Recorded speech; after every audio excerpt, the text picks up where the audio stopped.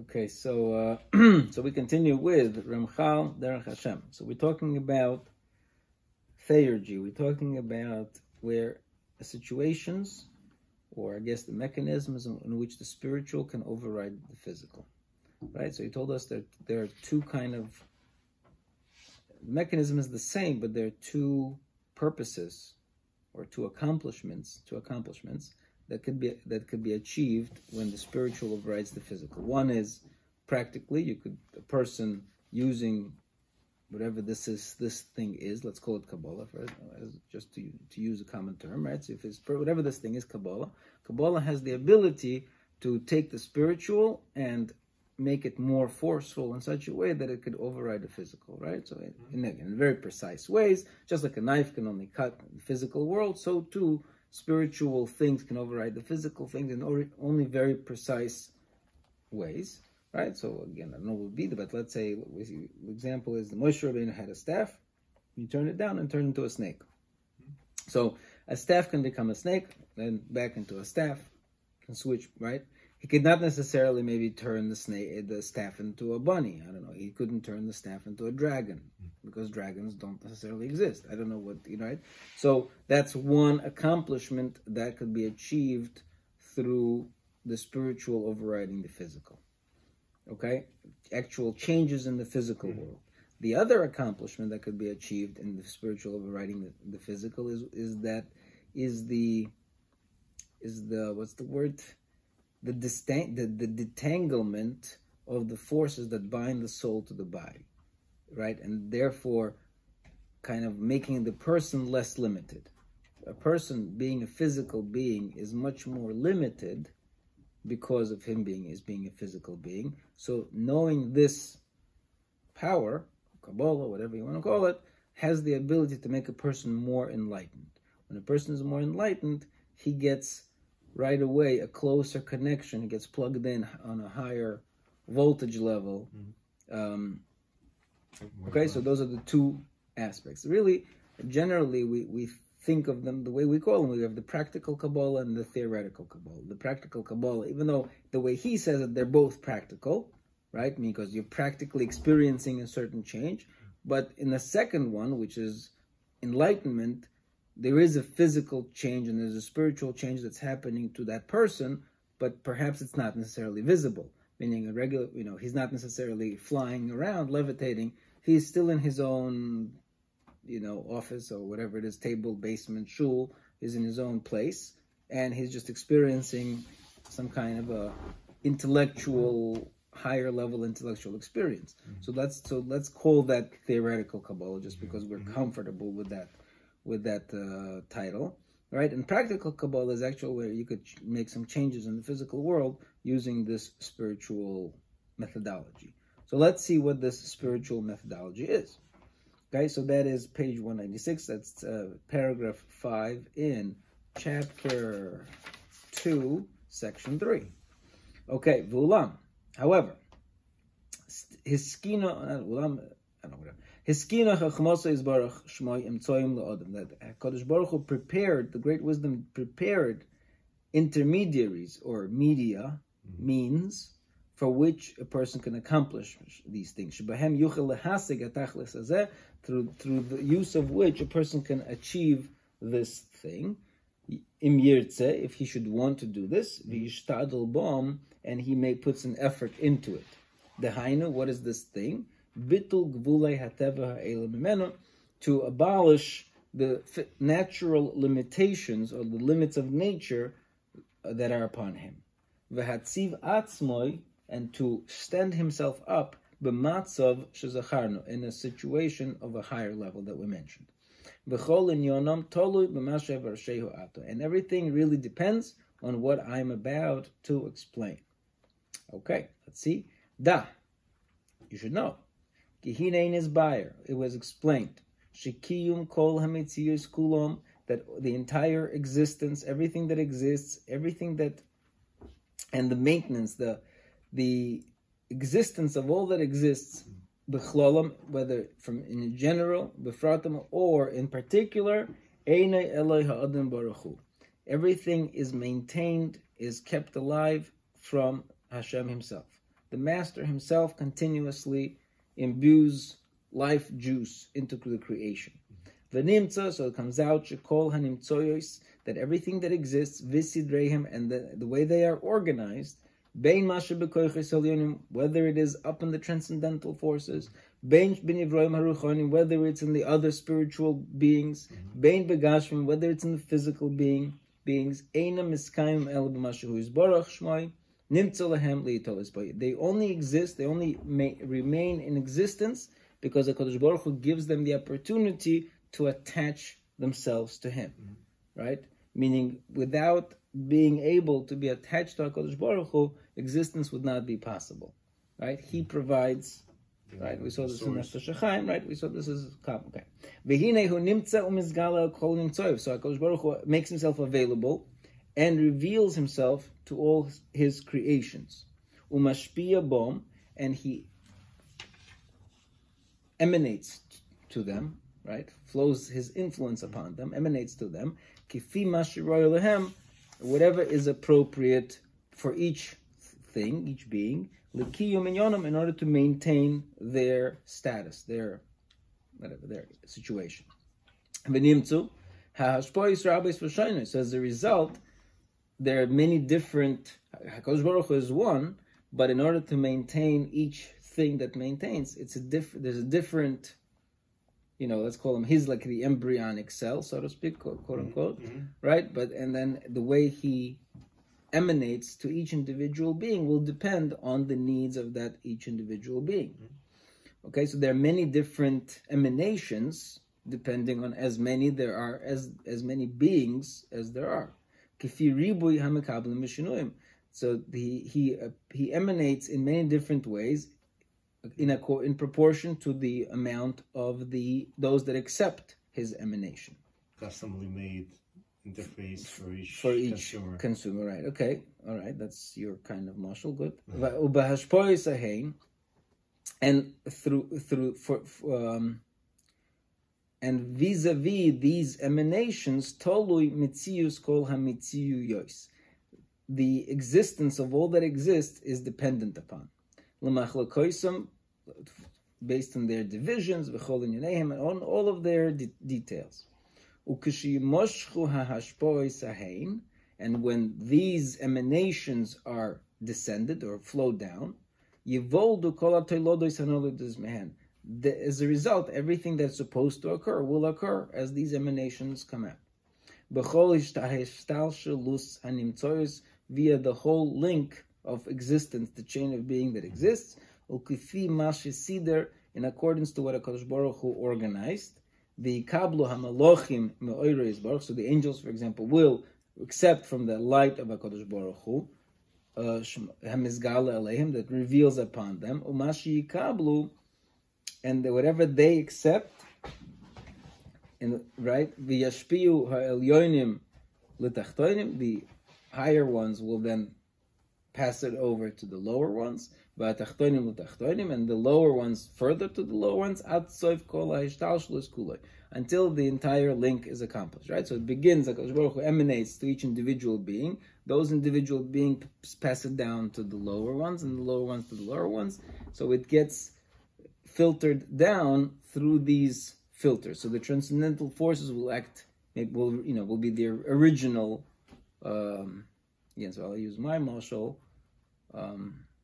Right? So let's say there's an IPO that's taking place, right? So there's the big banks that are initiating the IPO. They get their chunk, and then they distribute it amongst their biggest investors, right? And then those will distribute it amongst them, so on and so forth. For the time based to mom and pop, there's been a bunch of commissions collected. Okay, so that's what's going on. V'amnam, so that's the system. That's the system for creation. Everything that exists, and there's Hashem's presence must be emanated to that thing on some level, but it doesn't necessarily come directly. It might come through a force upon force, an angel upon an angel upon an angel, the whole system that exists. V'amnam, however, Rotza Hashem Yisborach liyos nikro b'shem. HaKadosh Baruch Hu designed it in such a way that He wants to be referred to by a name. He wants to be referred to by a name.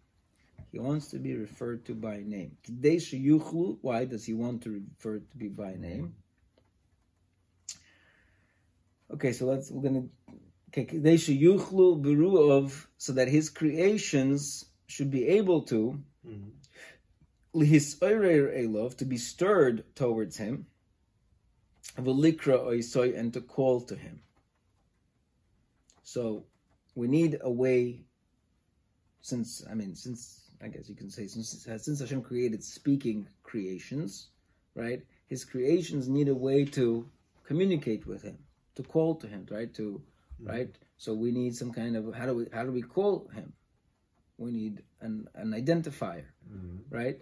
So okay, so lehaskira, that they should mention him, lehiskarev elav, and this way they will come closer to him. V'hine, so behold, yiched l'kvoidoi Hashem miyuchad. So for his primary honor, there is the primary honor, the most essential name, as close to the essence as possible. We have Hashem Hamiyuchad, we have the unique name, right? That's the name that refers to his closest essence as we can possibly comprehend it, from the creation perspective. V'omar Olav, and on that name, Hashem says, Zeshmi li'olam, this is my name for eternity. Okay, V'hu Hashem, and this is the name, Shenikra boy, that he is called Al Shem HaKovod Be'atzmoi, on his very glory. Refers to the very glory of God. That's the name. Again, that's the Yud Kei Vav Kei, that's the 4-letter name. Kifi Mashal Rotzo Likrore B'Shem, and this is what he wanted that to be called using this name. Okay. All right. So in as much as this name is able to encompass God's glory, this is as much as possible. This main name, this is the 4-letter name. V'amnam, however, kifi kol prote ha'hashpois, in relations to each separate, unique emanation that we just discussed, that for each thing Hashem emanates in a different way. Rotza v'nikra b'shemes shonim. Each one of these emanations also has a name, or a title, or a name, or a reference, right? So in every possible emanation that HaKadosh Baruch Hu could emanate, there is a name that Hashem refers to himself, or we could refer to Hashem in that. When we call upon this particular emanation, we're referring to God emanating in this particular way. Okay? So he created these names. Okay, fine. So, I guess this is, when we say, right, we say, how did Hashem create the world? How did Hashem create the world? He revealed himself. Right, and it says, and he said, right, and it was created, right? So he spoke, right? He said, what did he say? That's part of, I think that's included in that he said is this idea that he created the name, and the name created the thing, right? So the emanation, which is the name of his glory that came down into this way, this was the name that was, the name was created, and with the creation of the name was created the thing. In Nefesh HaHaim, we'll discuss the parable of a dark canvas, or maybe the back of a mirror that's completely non-transparent, and you scratch off the black surface, and the light shines through. So, right. Some of it is just scratching off each ray. Right, but over there we talked about more in terms of positive creation versus negative creation, right? Right, but then right, but over here we're talking about specifically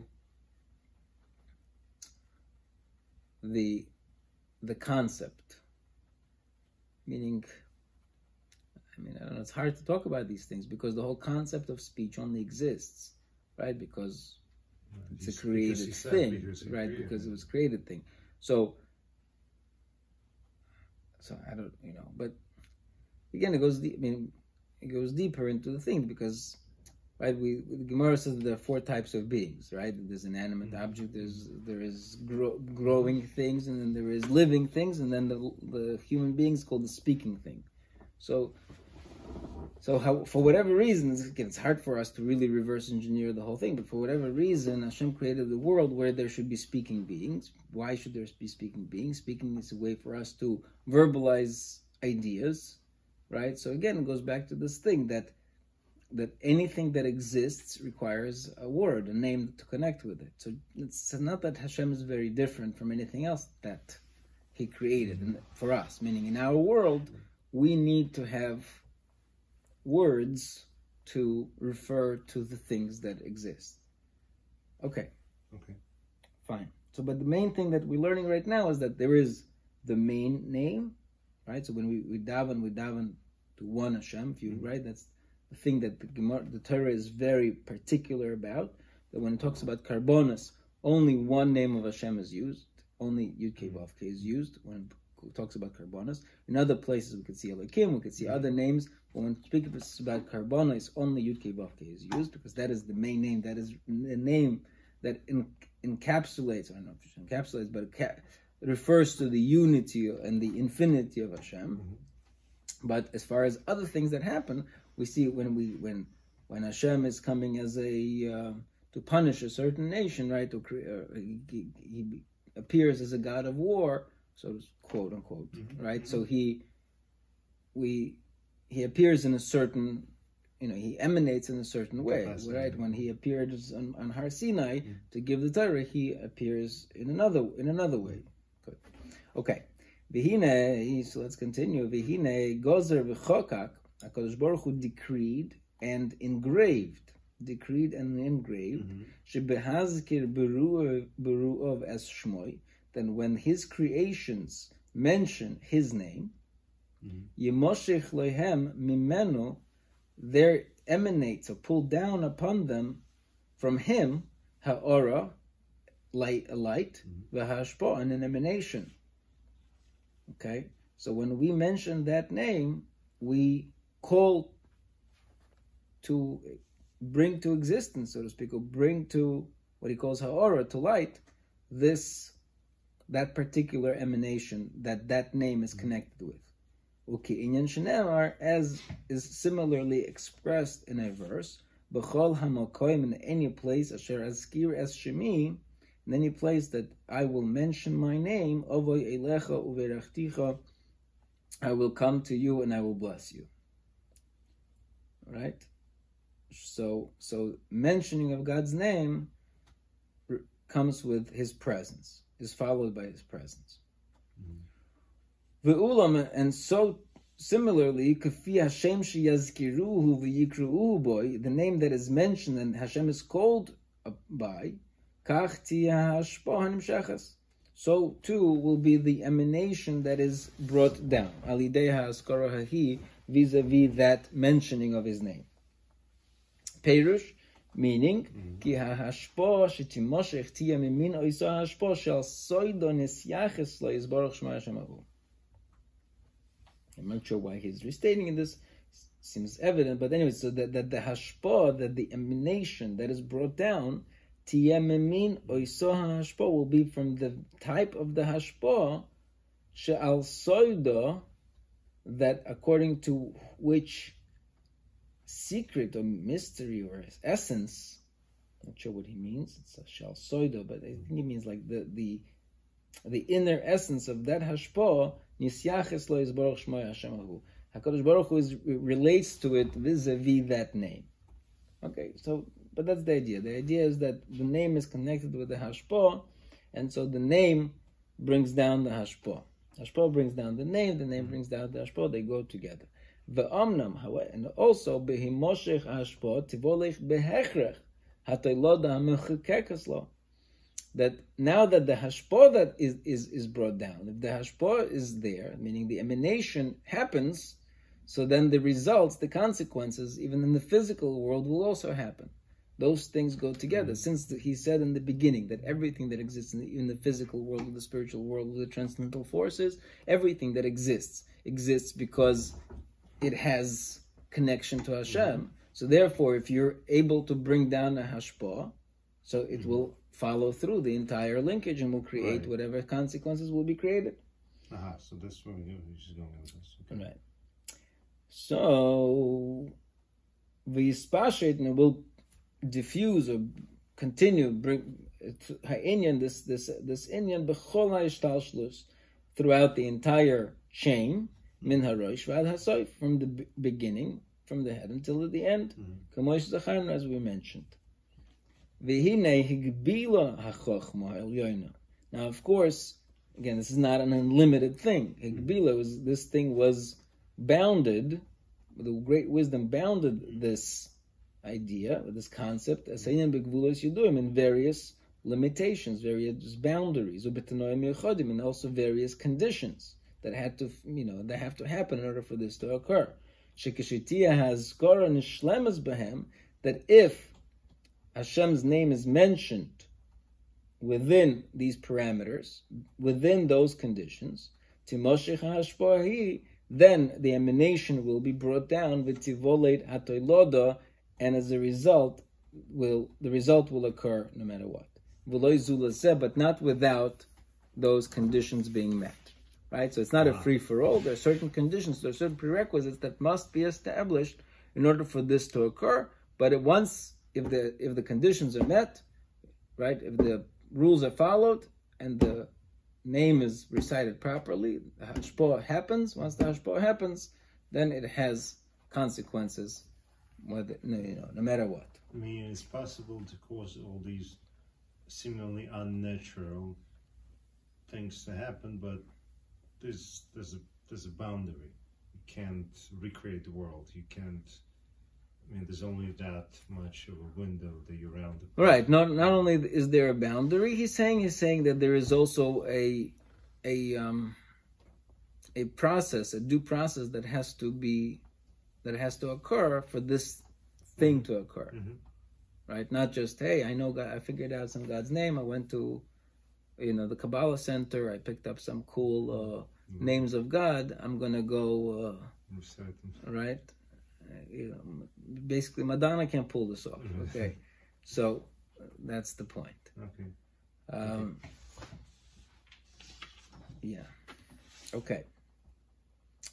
V'hinei, and behold, bichlal ha'ashpois shegozer, included in the various emanations that Hashem decreed, she'imoshchu, that can be emanated, mimenu baruch shmoi. See there, he organized she'imoshchu ha'ashpois, that there are certain types of influences or emanations, shebehagiyon l'mishi yikablem, that when they reach the one who receives them, yevutlu b'koichon, there will be a nullification vis-a-vis these emanations, gvulois megvulois hateva k'mo zacharno, the certain limitations of nature, that just like we mentioned.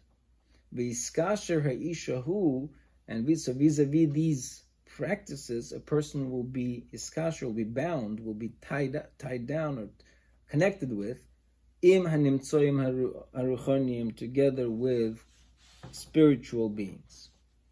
V'takia lo yediya, and as a result he will obtain knowledge, v'haskola, and enlightenment, gvoya, lofty, v'nala, and very lofty, ma'askola hanoishis, of regular human intellect. V'inyonim acherim anfei shoresh zeh, there are also other areas that are branches of this basic root, v'hu inyan madregos haruach hakodesh v'nevuah, which are the levels of ruach hakodesh and nevuah. Right. So basically, what he's saying is that nevuah, prophecy, and ruach hakodesh are all just branches of this idea, meaning that's this idea on steroids, right? This idea, the idea of connecting with God vis-a-vis Hashem's names to receive spiritual hashpah, which breaks away from the gvulas hateva. That's what gives you this enlightenment, and then within enlightenment there are levels. You can get just a glimpse, a baskol, or whatever it is, or you can get ruach hakodesh and nevuah. As we will explain later, when he's going to talk about specifically, he's going to talk about nevuah, prophecy, and how that works. HaKadosh Baruch Hu decreed that the process of pulling down, of bringing down these influences, would also be vis-a-vis these means, these intermediaries that we mentioned, the Hainu Shmoiso Vizbarach Shmoi, also vis-a-vis the names of HaKadosh Baruch Hu. So not only, again, remember, we're doing parallel side by side, right? If I want to transform this phone into a magic carpet, again, just to use a crazy example, if I want to transform this phone into magic carpet, I will use the name of Hashem associated with magic carpentry. Carpentry. Right? I will. So good. So, but if I want to, obtain enlightenment, I will use the names of Hashem, dealing with enlightenment. But both the practical Kabbalah and the quote unquote theoretical Kabbalah both occur vis-a-vis one mechanism, which is the names of Hashem, which are able to bring down his essence. Right. No essence, but his presence. Let's say his presence. Good. Okay. The Hainu Shmoisav is Baruch Shmoi, his names, Hamisyachasim Loi al Shem HaAshpoazois, that are connected with that particular emanation. Bihi Koven Behem, B'machshevas Halev. Sometimes this is accomplished when a person has kavana in his mind, right? Oy behazkir isom bepes. Sometimes he has to actually pronounce them with his mouth. Oy tzoref isom bidvorim, or he has to what's called tziruf. Tziruf means I don't know how to say it, like to weave it into with other words, right? So it's basically some incantations, right, that a person who wants to accomplish this, there are certain incantations that he has to say. Right, supporting tools or enabling tools. No, I mean, like, meaning he's saying that there's more than, Just saying the name? Than just saying the name. There's a whole system of Kabbalah. Let me see if I could just find just, nowadays everything is, all the secrets of Kabbalah are all on the World Wide Web, so it's fine.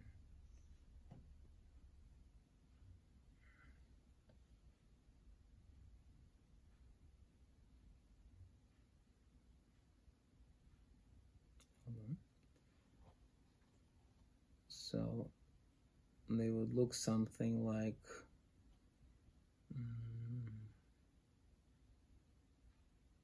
so if I'm just getting Hashem's names, right, there's the 72 Hashem's names. I don't see like exactly they would be pronounced.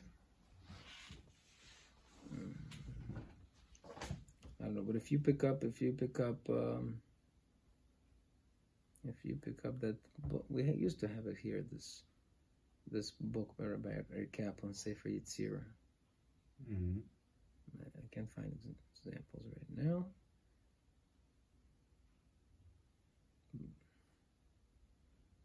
But imagine something like you say, let's say you say Shema. Let's say, I don't know, let's say you say Shema, but within every syllable you weave into different names of Hashem. So it becomes not like they do in the Sephardi Siddur. Right, but over there you're just looking at it. Over here you say it. So you end up saying maybe gibberish, but it's only gibberish because you're weaving into between every syllable, you're weaving different names of Hashem. So it becomes like an incantation that you just have to pronounce. And if you say this incantation a few times with the right kavanah, with the right spiritual preparation, some effect will occur. Okay? Fine. So those are the three ways. So either sometimes you have to just focus your mind on the name, sometimes you have to actually speak out the name, and sometimes it's more speaking out a whole incantation which comprises the names of Hashem with other phrases. It becomes like a whole whatever. Okay, fine. So that is that. Okay, let's continue. Okay, so that's the main idea. So this is the crux of this whole chapter, is that all of Kabbalah is basically based on names of Hashem. That's what it's all about. And really, again, I'm not sure we have to come back to it. If you can remember now, make a mental note. Right? So we know that the Ramban, in the introduction to the written Torah writes that the entire Torah is really names of Hashem. That the entire Torah is nothing but different names of HaKadosh Baruch Hu in different, again, incantations, which is why, right, we hold Torah learning so greatly, just even reading it, is because every time you read the Torah, do nothing, you have no kavanah, you have nothing, just on the basic level, just saying the words of the Torah, being that the words of the Torah is just different names of Hashem, you're kind of bringing godliness into the world. I don't particularly like the term names of Hashem. I think I don't know, maybe it's me. To me, a name of Hashem and name of a person have like the name of Hashem we're explaining here, and the name of a person, Shlomi, I don't know. Yeah. Are so far apart. Why are they so far apart? Actually, I think they're not so far apart at all. So the Shlomi is called Shlomi because we have to somehow refer to this person called Shlomi, right? If he was Moshe, we call him Moshe. If he was Yoli, we call him Yoli. Exactly right. Right? Right. Now, the expression or the part of Hashem that gets revealed in a certain... Now, when we scratch the surface, and then a beam of light shines through, and a new creation comes about because we follow all the rules. It's more than a name. I don't think the term of a name is. I'm not sure I think it's actually, to me, it seems actually very similar, because as soon as I say Shlomi, right away you conjure the image of that person, if you know the person that I'm referring to, right? As soon as I mention that name, the image of that person is conjured up. I don't need to anything else. I don't need to describe him to any way. I don't need to just say his name, right? Say my name, right? As soon as I say the name, the image of that person is conjured up. Okay? So the point is, again, for every different hashpah, and this is why part of this, why is Kabbalah, why is this so secret, right? It seems very simple. Say Hashem's name, bring us, Hashem into the world. Seems very simple. Why not? Why shouldn't this public knowledge let everybody go and right? The problem is we're saying that God is one, right? But in every situation, He emanates in different ways, right? Meaning. And again, let's say somebody does something, and right away you say, oh, it's Shlomazel. Let's say he does something wrong, right? And you say, Shlomazel, right? So you gave him a nickname, right? So when you name somebody, can you go talk to that Shlomazel over there, right?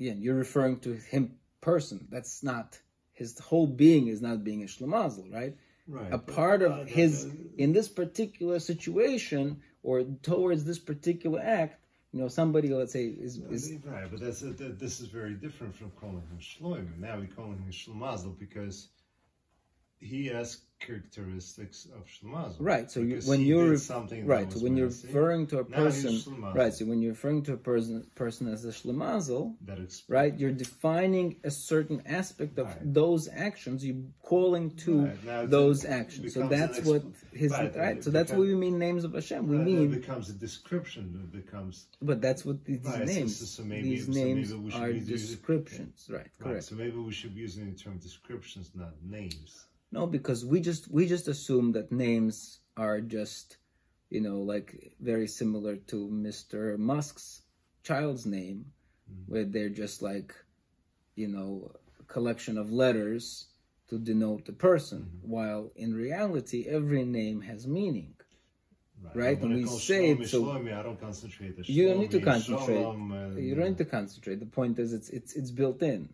It's programmed, right? You don't need to concentrate on the program. Once the code is put in, and you run the code is going to produce,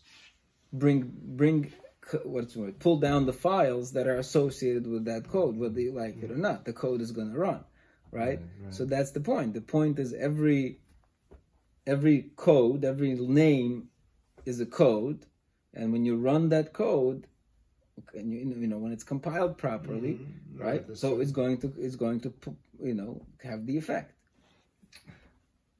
So I don't know why the particular name. I mean, the word name is actually very fitting because it happens to be we name everything. We have a tendency, human beings name everything. So this is called a table. When you call this a table, you don't necessarily think of the meaning of the word table. The table has I don't know, it's called table, not tableau, I don't know, tableau, right? Right. Well, if this is called tableau, we call it tableau. What do we care? If this is called a chair, we call it a chair. This is called a tree, we call it a tree. Right? By us, a name is just a number of sounds that are put together to call something. Right, but Lashon Kodesh is not like that. Right, exactly. So when you, I have a problem with the terminology of a name. A name, usually when we call something by name, we pronounce a bunch of sounds, and that sequence of sounds doesn't necessarily mean much to us. Like everything that gets associated, everything the mental picture of Shloimi over the table or something like that. But if a table called a chair, we'd call it a chair. We'd still think of a table, of a board with 4 legs, right? I don't know. I'm not sure if I can relate to your issue. I'm not good with names. Personally, I'm not like. I'm also terrible with names. I don't remember names very well. I remember people. I remember a guy with a beard and I don't know, and funny looking glasses. I don't know whether he was Shlomi, Ali, Moshe, or Yurli. I might not remember. I just remember the guy. I remember what he said. Whether it was Rabbi Rosenkrautz or Rabbi Rosenbaum or Rabbi Rosen something else. I might not remember the name, but I remember the essence of the person or something that stood out about the person. That's why, maybe to me personally, the idea of a name is not very sticking. Okay. I hear. Sorry. All right. Detour. Let's continue. Okay, Bob, paragraph 6. V'hinei hadover yadua. Okay, I think we should just stop. 1 second.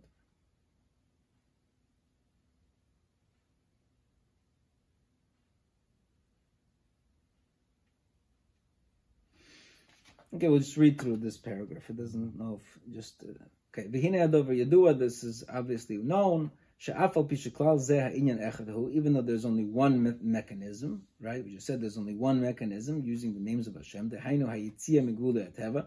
And this mechanism accomplishes this one thing, which is basically, we'll call it where the spiritual overrides the physical, or he calls it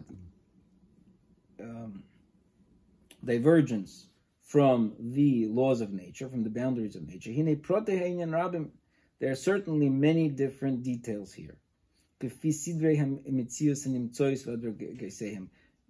In accordance with various of creations that exist and their levels, right? So maybe, when you're using whatever, so maybe in the spiritual realm it works one way, in the physical realm it works another way. It's a whole different laws of nature within the different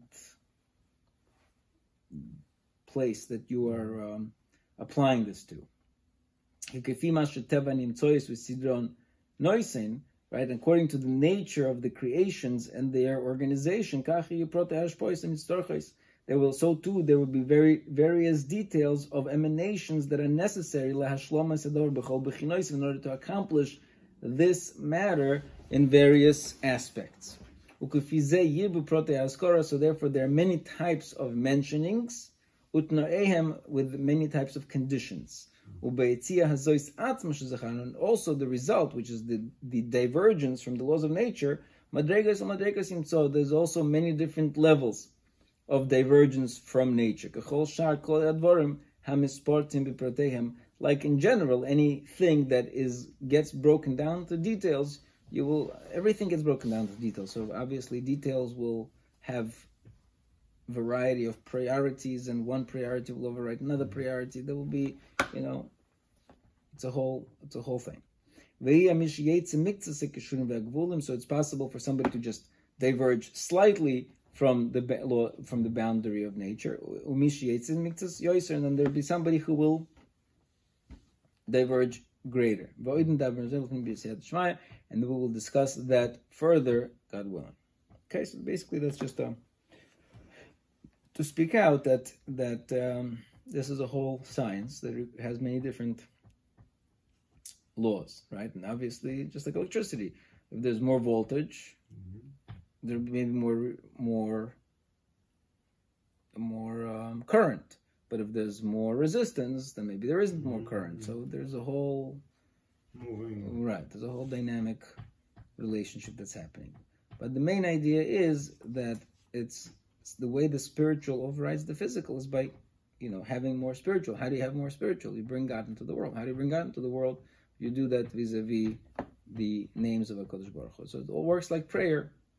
Really, if you think about it, again, our prayer is this. Our learning is this. To us it sounds like, ooh, magic, Kabbalah. But in reality, it's just Torah and Tefillah. That's all it is. Learning and praying. Learning and praying brings God into the world and changes the world for the better. Okay.